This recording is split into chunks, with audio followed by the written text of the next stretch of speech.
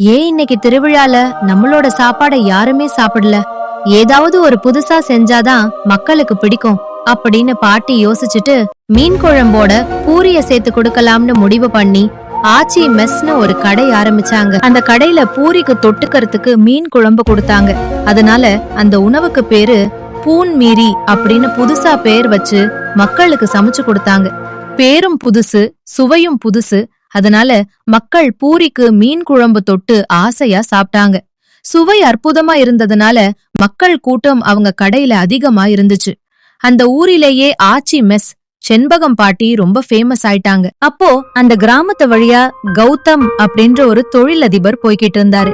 மதியான வேளை ஆனதுனால அவரோட மனைவிக்கும் குழந்தைக்கும் ரொம்ப பசியாயிடுச்சு.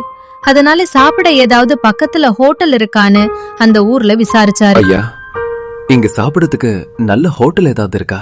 நீங்க நல்லா சாப்பிடணும்னா நீங்க ஆச்சி மெஸ்ஸுக்கு தான் போகணும். நீங்க போய் அங்க சாப்பிட்டு பாருங்க. திருப்பி ஒரு வாட்டி வந்து அங்க சாப்பிடுவீங்க.